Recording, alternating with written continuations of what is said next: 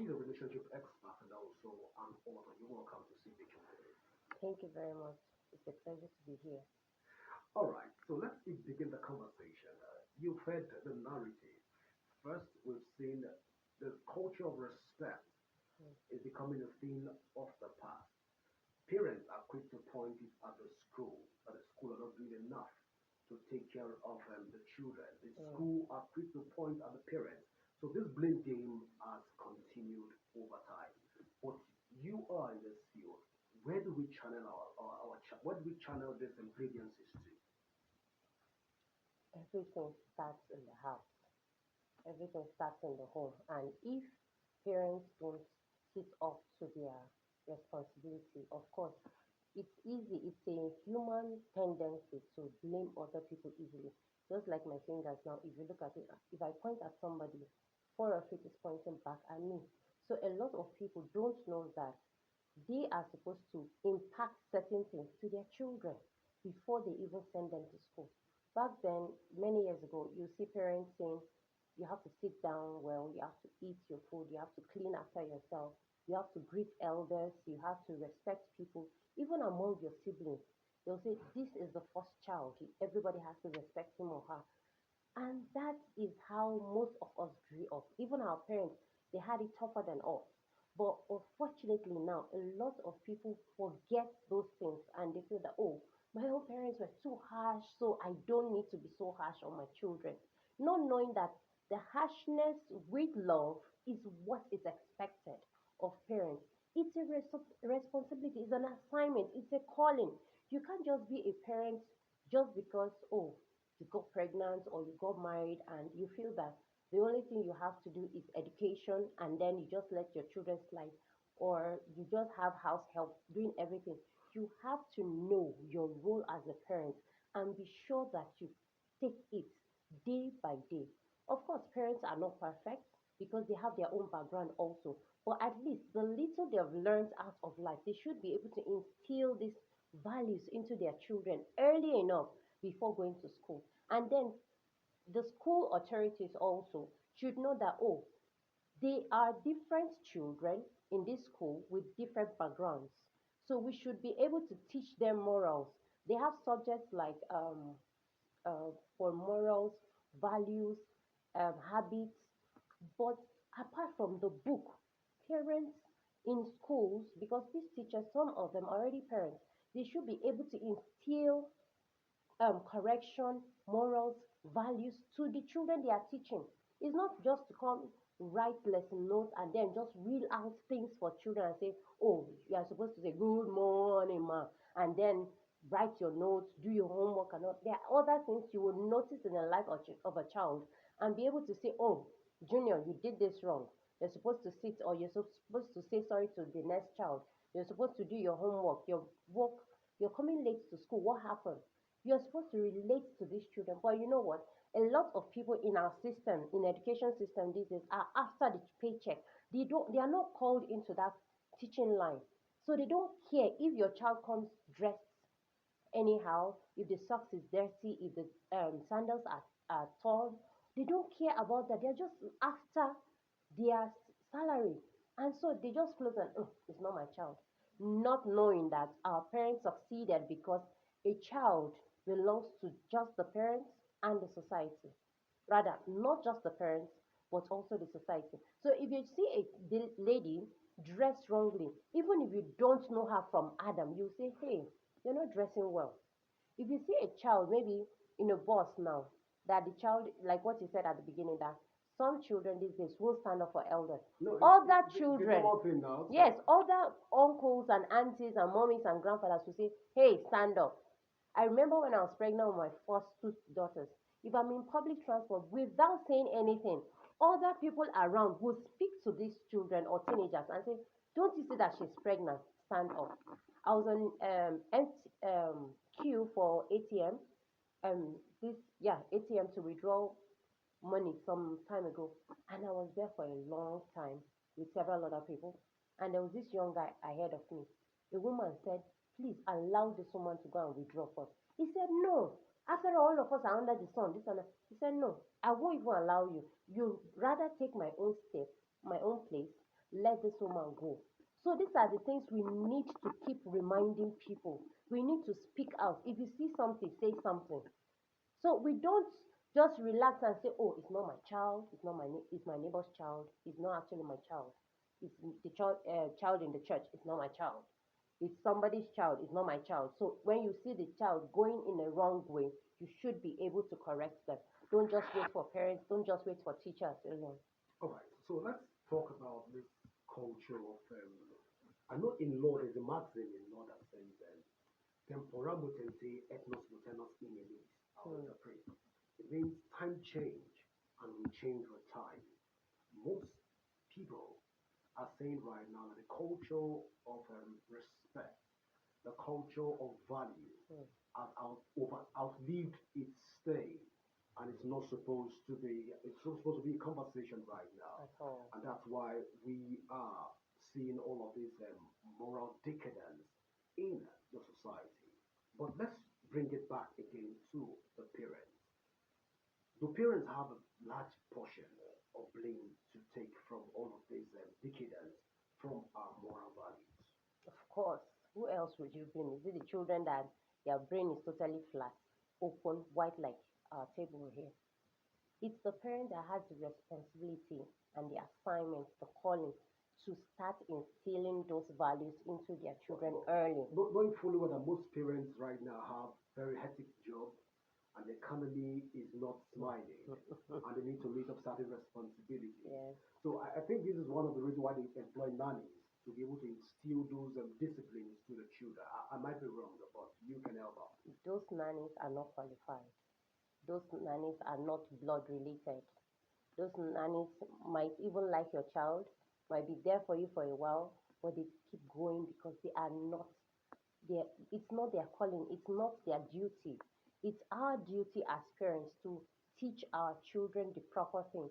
I have nannies from when I had children, but I make sure that the prayers are said by me and my husband, the values, clean after yourself, stand up. I don't even let my children insult nannies.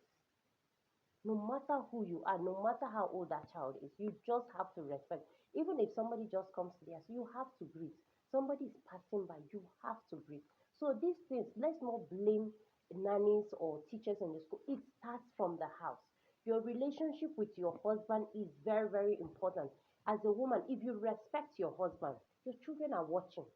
If you insult or you lie or you make all manner of noise and you nag and you cause issues in the society, you argue with the next neighbor, your children are watching. These things cannot be easily corrected when you are the one that they are saying. Because physically, your children see you as a mentor, as a role model, as a hero, as a god. They practically worship their parents. That's why you hear little girls say, "I want to marry my daddy," or "I want to marry somebody like my daddy." When they are a bit older, they know that, oh, daddy is already taken. The next person is, "I want somebody like my daddy," if he's a good man. And the same thing with the boys. The boys will say, "I want to marry mommy." And when the mommy now say, "Ah, no, I'm already somebody's wife, I'm your mother, now this and that." And the child now say, "Okay, I want to marry a lady that is like you, that will take care of me the way you take care of daddy." So everything starts from the house. God didn't start school first. God didn't start a company first. In the beginning, God created a man and a woman. So if your child is disrespectful, they must have learned it from the house, not from the school, not from the society. The child is not born just dropping from heaven. Even Jesus Christ came through a woman, by a woman, to be trained in a home. So we shouldn't just say, "Oh, maybe they learned the insults and the verbal or stealing habits from outside." They must have seen those traits in the father or the mother. So now, husbands, love your wife, respect her, speak well about her in front of your children.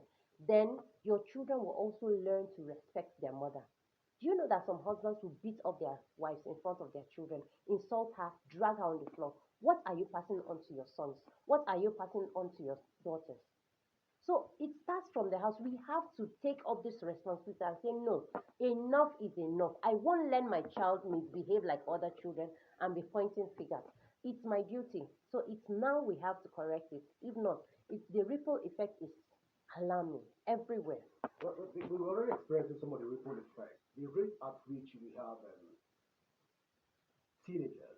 mm, going into social violence is becoming very alarming across the board. mm. We've seen police parading a lot of teenagers that are going into what we call internet fraud, or Mm-hmm. we call them Yahoo Yahoo Yeah, here, yeah, yeah. even in secondary schools right now. Secondary schools that are not exempted. Mm-hmm. I mean, even from information available to us, it has seen most children have started becoming joining cults from JS1 and what have you. From primary Oh, schools. primary school. Okay, so let's look at all of this right now. To a very large extent, don't you think that some of these children are properly trained and their parents kept out for the responsibility? But the fact that the internet has become a challenge where everything is being done, these can be a factor that is affecting the children as against parental negligence in general. Parental negligence has a crazy, alarming way of affecting children.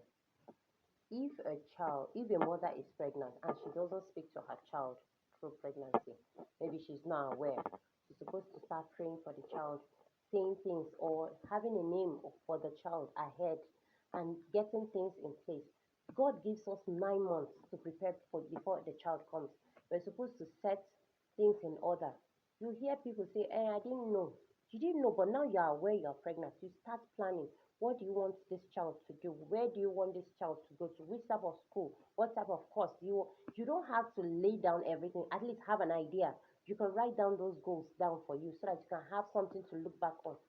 Then you keep going step by step. But do you know what parents do? They change schools regularly. They don't care what their children do. You see children as little as 5 years, 10 years, still outside around 9 p.m., 10 p.m., 5 p.m., 8 p.m., roaming around the streets because parents are busy. The people that even have money, they misuse the opportunity of having helps and drivers, and they let their children insult people anyhow, and they go away with it. But people that don't have so much, instead of saying, oh, back then you hear things like story under the moonlight or something. The parents Tales will by call moonlight. tales by moonlight. Yeah. They will call children of the community and they will teach them values and they'll tell them our tortoise. Those things are very important. Don't say because of social media. I am one of the, my generation is one of the people that started with social media. But still, guess what? My parents will say, don't touch this phone. If you are making a call in their presence, they'll say, speak louder. If you can't speak loud, drop the call. And they will say things over and over. When you're going out as a lady, you shouldn't be back by 5:30. You should be back to the house, no matter where you're going to. Sometimes when we are going for maybe a colleague's birthday or something, my father will look at the time and say, you have your wristwatch, 2 hours. Go and come back. If you come back later than that 2 hours, you will know what's your name. You will explain what happened. And he said, what happened to your wristwatch? Why didn't you come back? So parents need to be firm. As friendly as you can be, you need to be firm because it's your responsibility. God is going to hold parents. So don't just say, my child is in cultism. What led to that? Were you were you sleeping? Were you just taken unawares? So even when the child is there, what are the steps you've taken? Have you tried to reach out to this child? Maybe they are not feeling loved. Maybe they don't have the open communication with their parents, or they feel that their parents can't actually meet some financial things that they need, some demands that they may need, and so they need they need a boyfriend, they need a girlfriend, or they feel that a girl outside is going to fill that void of love that their mother or their father is not giving to them. Or even rich families now, you see the parents are always busy traveling here and there, and they don't have systems in place to checkmate their children, to check over what their children is doing, their friends that they are coming over, the parties, the schools. And sometimes children are allowed to go abroad at a very early stage, and that's why you see them coming back as drug addicts because parents are negligent. I When I was growing up, my parents would say, I will not allow any child to go outside Nigeria except you finish your first degree.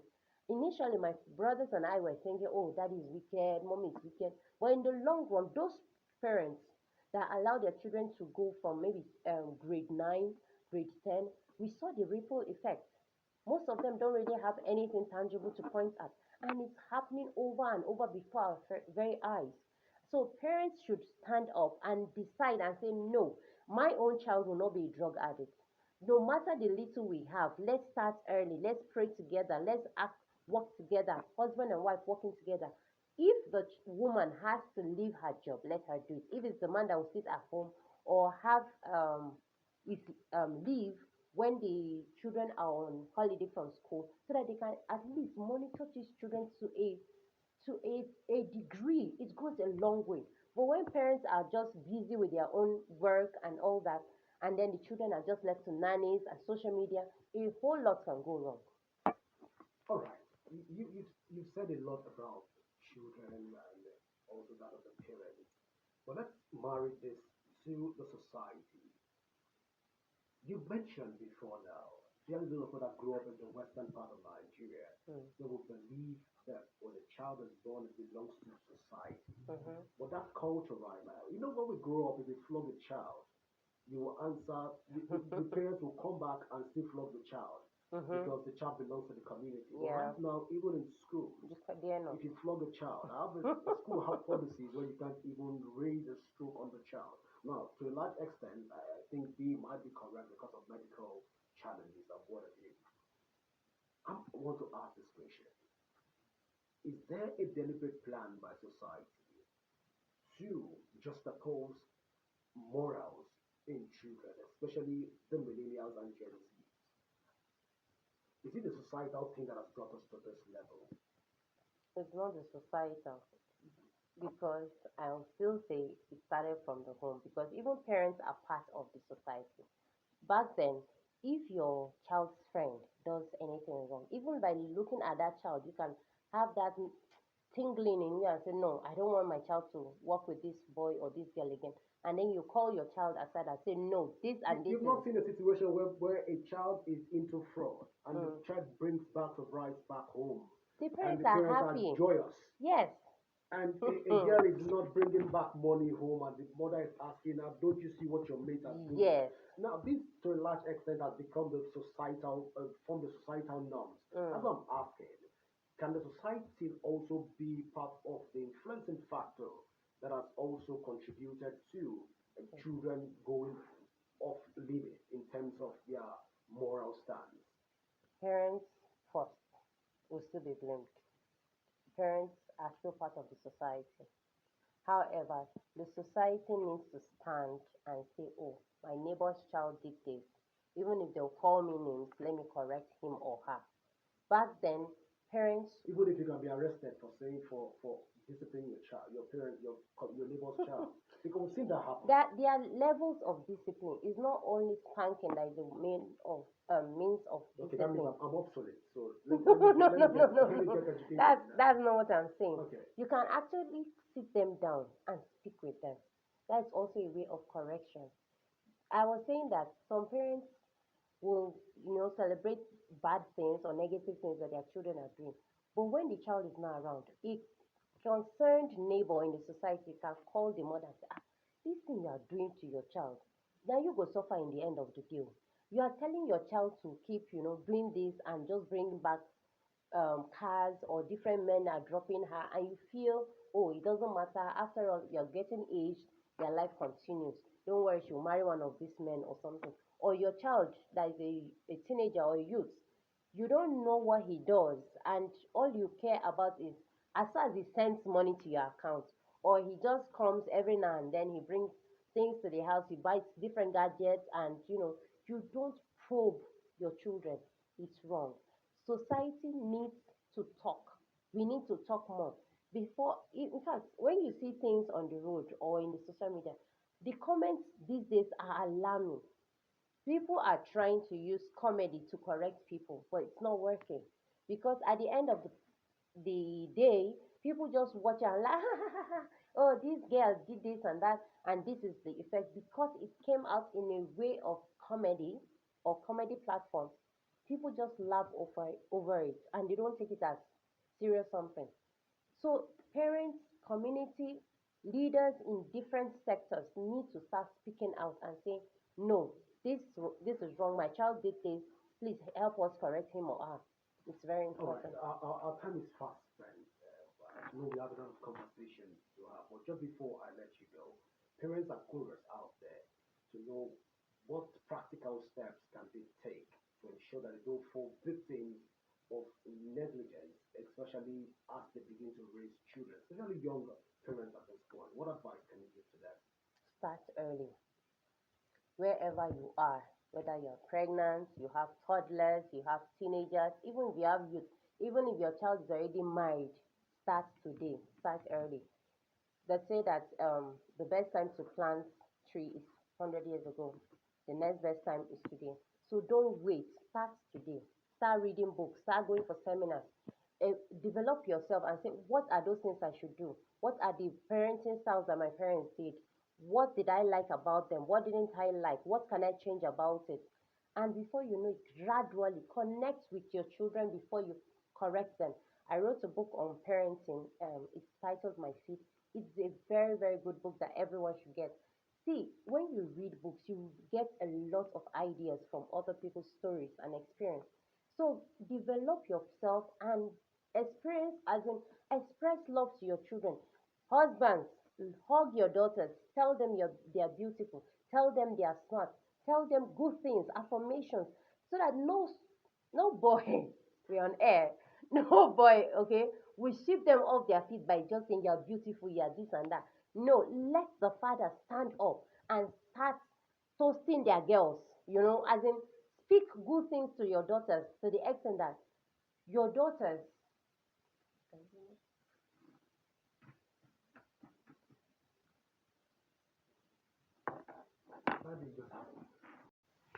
Thank you for watching. God bless you all. Hope you have subscribed to my channel.